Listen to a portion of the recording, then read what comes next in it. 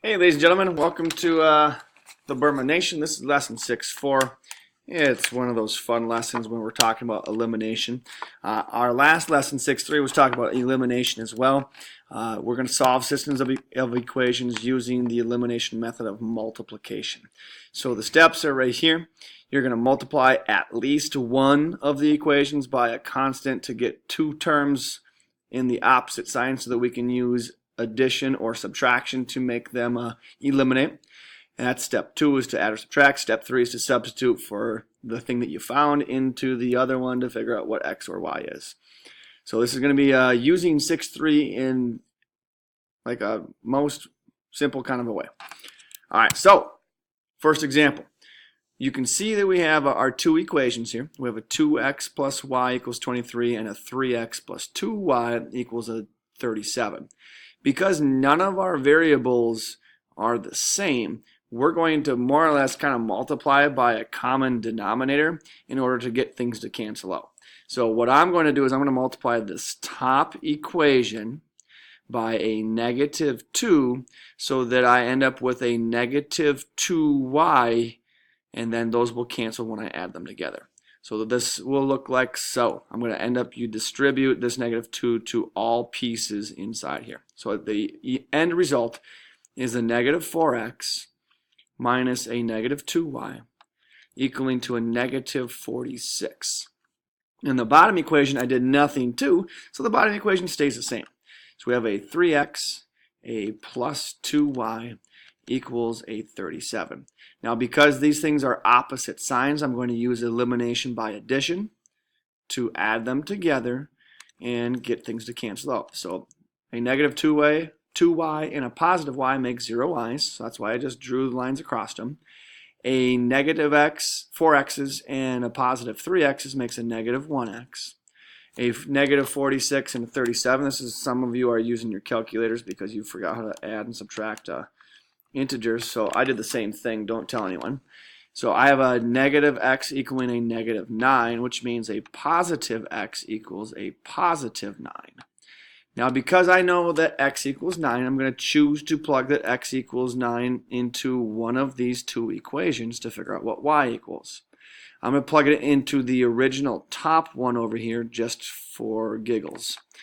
So I have 2 times 9 plus a y is equal to 23. So this makes an 18 plus y equals a 23. And then I'm going to subtract 18 from both sides to get y is equal to a 5.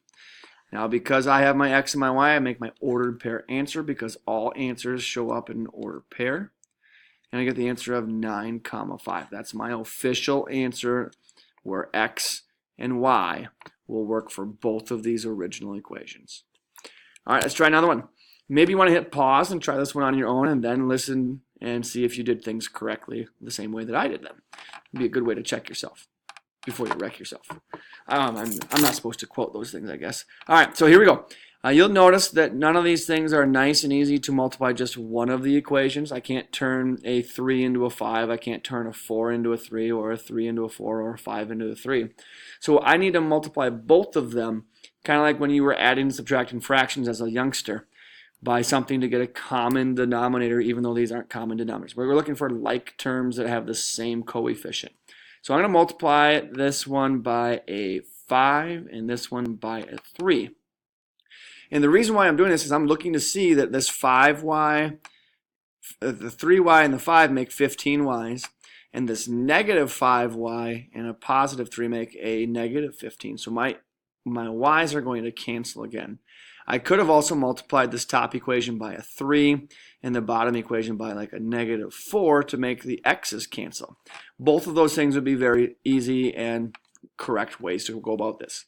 So when I did this multiplication, I end up with a 20x for the top equation plus 15y is equal to a 40 because that 5 gets distributed to all parts of the equation. The second equation turns into a 9x minus that same 15y and then equals, I don't know what 23 times 3 is, so I'm going to trusty calculator it, and I get a negative 69. Now my next task would be to decide, am I going to use elimination by adding or subtracting? Because these are opposite signs, I'm going to use elimination of addition. So we add them together. I have 29 x's, those canceled, and then I get equals to a negative 29. So I divide by 29, divide by 29, and x is equal to a negative 1. Now because x is equal to a negative 1, I'm going to plug that stuff into either one of these two equations. There's no right answer or wrong answer. You just plug it into whatever one you feel like doing. I'm going to plug it into the top one just because that looks like a fun one to plug it into. So we have 4 times a negative 1 plus 3y is equal to 8. This makes a negative 4. I'm going to get some more space here. Plus 3y equals 8. And I'm going to add 4 to both sides. Whoopsies, that line doesn't need to be there. To get ourselves the 3y by itself. So those canceled. That line was stupid to draw. Don't tell anybody else. It's our little secret. And then equals to a positive 12. To solve this, we divide by 3 and we find out that y is equal to 4. So we have x equals negative 1 and y equals to a 4. So my ordered pair answer, I'm going to put it way over here, is negative 1 comma 4. Put a box around it and tell everybody, that's my answer. All right, we have one more problem. Now this one more problem, I don't know if you guys are going to be able to do it without me talking to you. And we've already spent 6 minutes and 40 seconds talking about it, so this is going to be a problem that we do in class. Behind my beautiful face says a personal aircraft traveling with the wind flies 520 miles in 4 hours. On the return trip, the airplane takes 5 hours to travel that same distance. Find the speed of the airplanes if the air is still. This is a much more difficult problem. I have a piece of candy for anybody who can show up with the correct answers tomorrow, and I'll give you all that piece of candy.